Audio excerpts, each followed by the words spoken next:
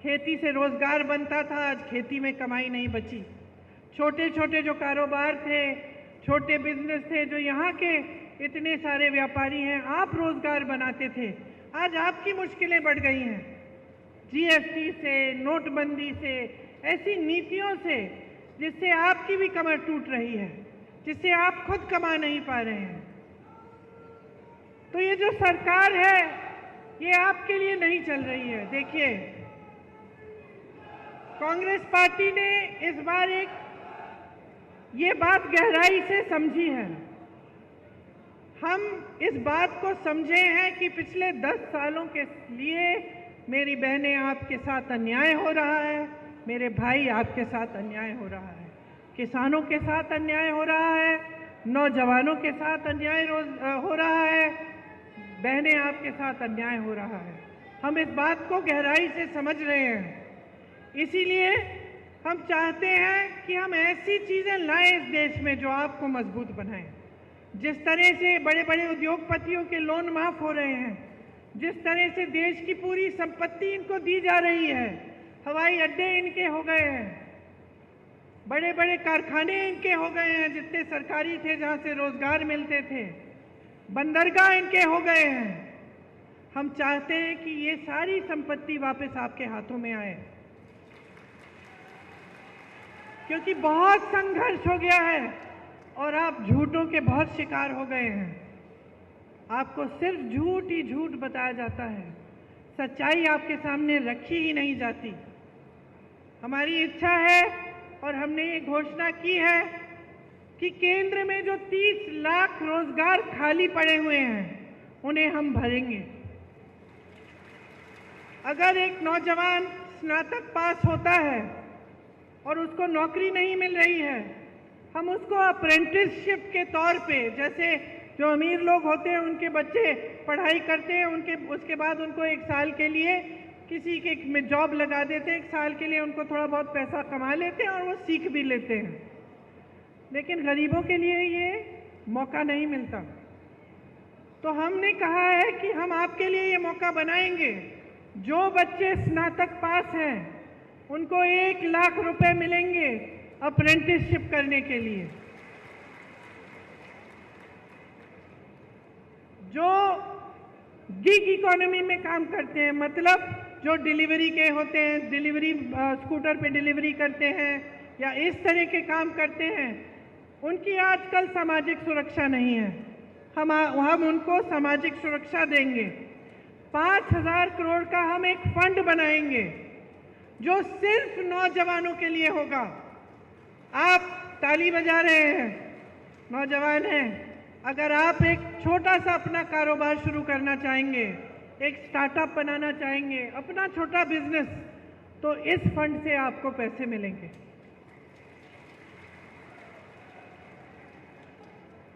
आपको मालूम है पेपर लीक की बड़ी समस्या है। गहलोत जी भी जानते हैं कि राजस्थान में भी पेपर लीक हुए थे और ये एक बड़ी समस्या पूरे देश में है, सिर्फ एक प्रदेश की समस्या नहीं है। और बहुत इसको रुकवाने की कोशिश चाहे कितना भी की होगी गहलोत जी ने, लेकिन फिर भी बार बार ये हो रहा था और पूरे देश में ये एक सिलसिला बन गया है कि जहाँ जहाँ आप इम्तिहान दे रहे हैं रोजगार के लिए, वो पेपर लीक हो रहे हैं, उनमें घोटाले हो रहे हैं, 20-20 लाख के लिए नौकरियां बिक रही हैं। तो इसको रोकने के लिए हम पूरे देश भर में एक कानून लागू करेंगे और एक सख्त कानून होगा। एक जॉब कैलेंडर निकालेंगे।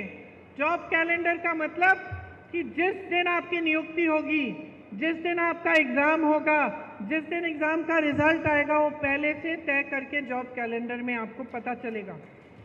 अगर किसी अधिकारी ने या किसी ने बेईमानी करने की कोशिश की, इधर उधर करने की कोशिश की, तो उस पर सख्त कार्रवाई होगी। ये कानून लाएंगे हम चाहते हैं कि आप अपने पैरों पे खड़े हों। बहनों, आपके लिए जो महिला सबसे बड़ी महिला है एक परिवार में, उसके लिए 1 लाख रुपए मिलेंगे सालाना, हर साल, ताकि आप कुछ बचत अपनी कर पाओ, ताकि ये घबराहट ना हो कि बच्चों के लिए कुछ खरीदना है, नई वर्दी खरीदनी है, नए जूते खरीदने हैं, पैसे कहाँ से आएंगे। इसीलिए हम आपको सशक्त बनाने के लिए ये कर रहे हैं। और जितनी भी सरकारी नौकरियां हैं पूरे देश भर में, उनमें से 50% महिलाओं को देंगे। आज सबसे शोषित देश में श्रमिक ही होता है, सबसे ज़्यादा संघर्ष करता है, खास तौर से जो पलायन करके जाते हैं। आपने देखा कोविड के समय किस तरह से अपने गांव-गांव तक पैदल चले, क्या हुआ उनके साथ। उनके साथ जैसे मैंने कहा, सुरक्षा नहीं होती है, वेतन भी जो जी चाहे वो दे देते हैं जो ठेकेदार होते हैं। तो हम चाहते हैं कि खास श्रमिकों के लिए स्वास्थ्य का अधिकार हम कानूनी गारंटी बनाएंगे, ताकि जांच से इलाज तक पूरी सेहत और देखभाल उनको मुफ्त में मिलेगी। राष्ट्रीय न्यूनतम मजदूरी हम तय करना चाहते हैं, ताकि आपको 400 रुपये प्रतिदिन के कम से कम कोई नहीं दे पाएगा। और जो शहरी क्षेत्रों के लिए, जैसे हमने यहाँ गांव के क्षेत्रों में रोजगार की गारंटी दी, आपको मालूम होगा मनरेगा कांग्रेस ने शुरू किया था, उससे 100 दिन का जो रोजगार था वो आपको गारंटी मिलता था। ये अलग बात है कि मोदी जी ने उसको भी कमजोर करने की कोशिश की। शहरों में भी आपको इस तरह की रोजगार की गारंटी कांग्रेस पार्टी देना चाहती है और दे के दिखाएगी। मैंने अग्निवीर की बात की। अग्निवीर की जो स्कीम है उसको पूरी तरह से हम रद्द करवाएंगे। जैसे पहले सेना में आप जाते थे मान सम्मान के साथ आजीवन काम करने के लिए, देश की सुरक्षा के लिए, वैसे आप फिर से जाएंगे। देखिए, मैंने किसानों की बात की। मैंने आपसे बताया कि जीएसटी आपके जो खेती के सामान है उस पर हम रद्द कराएंगे, कि एमएसपी आपको एक कानूनी आपका अधिकार बनेगा, कानून बनेगा कि आपको एमएसपी मिलना है। और जो आपका नुकसान होता है जब आपदा आती है, आपको उसका भुगतान अभी तक मिलता नहीं है। कभी कम मिलता है, कभी टाइम पे नहीं मिलता, कभी आप महीने इंतज़ार करते हैं, साल इंतज़ार करते हैं, नहीं मिलता। तो हम ऐसे नुकसान के भुगतान के लिए हम 30 दिनों की सीमा रखेंगे। 30 दिनों के अंदर अंदर पूरा भुगतान होगा। एक नई कृषि की आयात निर्यात की हम नीति लाएंगे। जो भूमिहीन हैं उनको ज़मीन वितरित करेंगे। ये सारी स्कीमें हम आपके लिए लाना चाहते हैं। अब आप जानते ही हैं कि यहाँ राजस्थान की सरकार थी तो आपके लिए कितने काम किए। आप जानते हैं कि कांग्रेस पार्टी ने जहाँ जहाँ गारंटी दी है वहाँ आज भी ये चीज़ें लागू हैं। हमने कहा था ओपीएस आपको ओपीएस होगा, कर्नाटका में ओपीएस मिल रहा है, हिमाचल में मिल रहा है, छत्तीसगढ़ में जब हमारी सरकार थी मिल रहा था वहाँ पे। हमने कहा था महिलाओं को प्रति माह 2000 रुपये देंगे, कर्नाटका में आज मिल रहा है। हमने यही हिमाचल में कहा था कि 1500 रुपये प्रति माह मिलेगा, मिलना शुरू हो गया है। तो जो बातें हमने की हैं वो हमने करके दिखाई हैं। खोखली बातें नहीं हैं जैसे मोदी जी आपके सामने करते हैं कि 15 लाख आपके खाते में आ जाएंगे। अभी तक नहीं आए, 10 साल बीत गए हैं। कि 2 करोड़ रोजगार मिलेंगे और 10 सालों में बेरोजगारी इतनी बढ़ गई है कि 45 सालों में इतनी बेरोजगारी नहीं है। तो मोदी जी जो बात करते हैं आपसे वो खोखली बातें हो गई हैं। हो सकता है एक ज़माने में 10 साल पहले जब शुरू में उन्होंने की थी, हो सकता है उनकी भी इच्छा थी कि वो पूरी करेंगे, लेकिन अब वो इच्छा भी नहीं है। अब साफ साफ दिख रहा है कि सच्चाई को मानने के लिए तैयार ही नहीं है, कि इस देश के गरीब के संघर्ष को पहचानने के लिए तैयार नहीं है। भ्रष्टाचार की बातें करते हैं। शायद इस देश के इतिहास में पहली बार ऐसा हुआ होगा कि दो मुख्यमंत्रियों को जेल में डाल दिया भ्रष्टाचार के बहाने। सारे जितने भी विपक्ष के नेता हैं सब पे ईडी, सीबीआई, इनकम टैक्स एजेंसियां इतना दबाव डाल दिया भ्रष्टाचार कह के और जब चाहते हैं कि कोई उनकी पार्टी में आ जाए तो अचानक वो भ्रष्टाचार की बातें खत्म हो जाती हैं। वही लोग जिनके खिलाफ ये आरोप लगाते हैं, मोदी जी मंच पे खड़े होकर कहते हैं कि ये हजारों करोड़ का घोटाला किया इन्होंने, वही लोग जिस दिन मोदी जी की पार्टी में शामिल हो जाते हैं उस दिन मोदी जी ये सब बोलना बंद करते हैं, केस धुल जाते हैं, भ्रष्ट नहीं रहते, वही लोग पाक हो जाते हैं। और सबसे बड़ा भ्रष्टाचार इनका क्या है?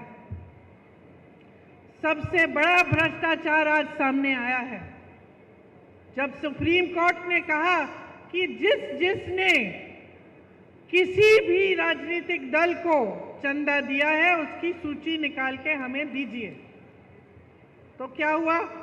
पहले तो सूची मिली नहीं है इनको, फिर जब फिर से कोर्ट ने बोला कि नहीं सूची दिखाइए हमें, तो सूची निकली और सूची में पता चला कि मोदी जी ने जितने भी भ्रष्ट व्यापारी हैं उनसे तो चंदा ली ही। वो जो पुल गिरा था गुजरात में, उससे जिसने वो पुल बनाया उससे चंदा ली।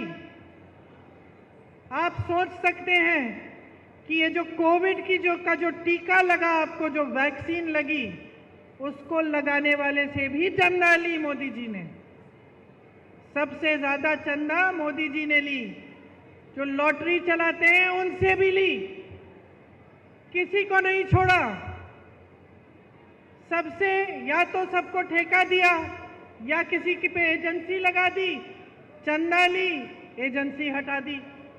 किसी को ठेका दे दिया कि तुम पुल बनाओ, तुम सुरंग बनाओ, तुम सड़क बनाओ, उसके लिए चंदा ले ली। तो इससे बड़ा भ्रष्टाचार कौन सा है? इससे बड़ा भ्रष्टाचार क्या है कि हजारों करोड़ रुपए आपने इस तरह से अन्य लोगों से ली। तो भ्रष्टाचार की जो बातें हैं वो भी इनकी खोखली हैं। कहते हैं यहाँ आकर कि मैं अकेला भ्रष्टाचार से लड़ रहा हूँ, पब्लिक से समर्थन मांगते हैं। सच्चाई नहीं है, भ्रष्टाचार से नहीं लड़ रहे हैं। ये सिर्फ विपक्षी दलों का मुंह बंद करना चाहते हैं। किसी भी बहाने किसी का घर ले लिया, किसी पे केस डाल दिया, किसी को जेल में डाल दिया। लेकिन मैं आपसे कहना चाहती हूँ कि हम डरने वाले नहीं हैं।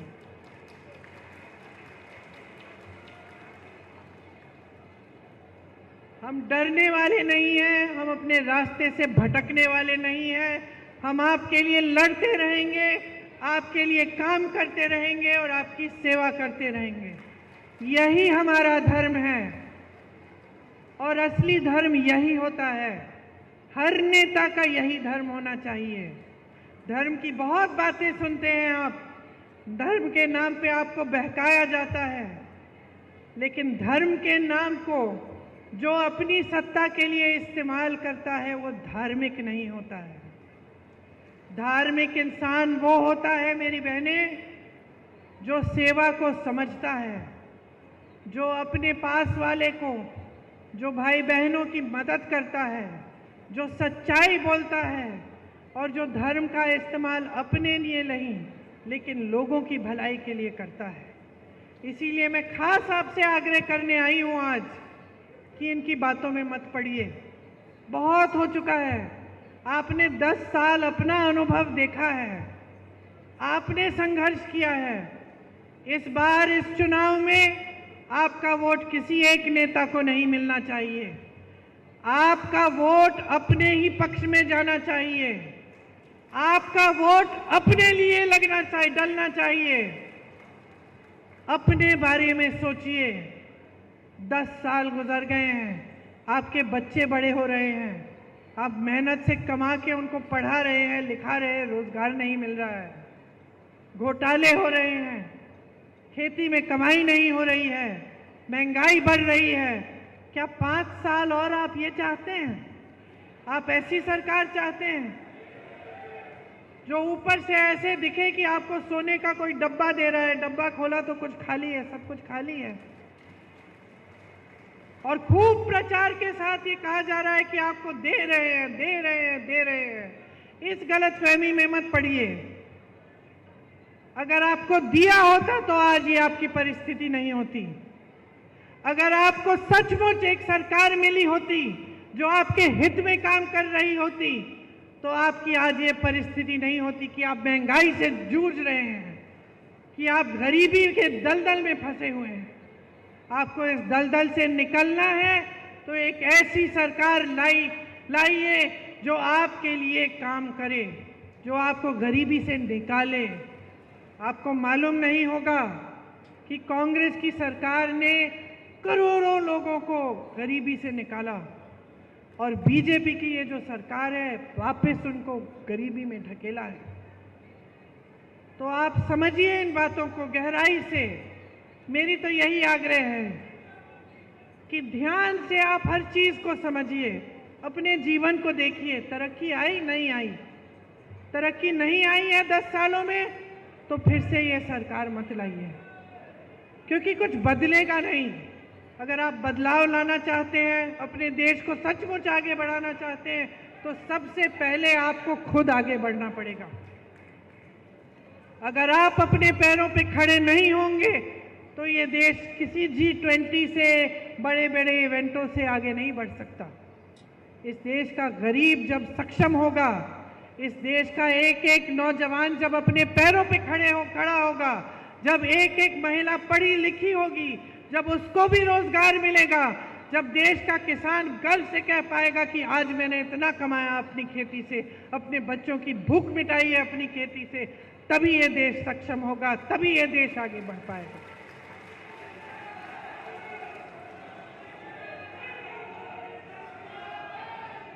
तो जिस दिन चुनाव आएगा उस दिन मैं आपसे पूरी उम्मीद रखती हूं कि आप सोच समझ के अपना वोट डालेंगे। इस बार किसी मोदी सरकार को मत लाइए। ये जो बोलते हैं ना बार बार मोदी सरकार, बंद कर दीजिए इसको। इस बार जनता की सरकार लाइए, अपनी सरकार लाइए, कांग्रेस की सरकार लाइए, ताकि आप मजबूत बने, आपकी शक्ति आपके हाथों में आए, आपकी संपत्ति आपको वापस मिले और आपका हमारा देश आगे बढ़े। आपसे बहुत बहुत धन्यवाद कि आपने इतनी ध्यान से मेरी बातें सुनी। मेरी बहनों को घर भी जाना पड़ेगा तो मैं आपको छोड़ती हूँ अब, और आपसे आग्रह फिर से करती हूँ कि आपने जिस तरह से मेरी बातें ध्यान से सुनी हैं उतने ही ध्यान से, एकदम जैसे अर्जुन की आंख, मछली की आंख पर अर्जुन का निशाना, अर्जुन का ध्यान रहता था, उसी तरह से अपना ध्यान अपने ऊपर रखिए, अपने विकास के ऊपर रखिए। हिसाब मांगिए मोदी जी से और इनकी सरकार बदल डालिए। जय हिंद। बड़ी से बड़ी खबर, क्राइम से लेकर राजनीति तक किस नेता ने 5 साल में क्या काम कराया।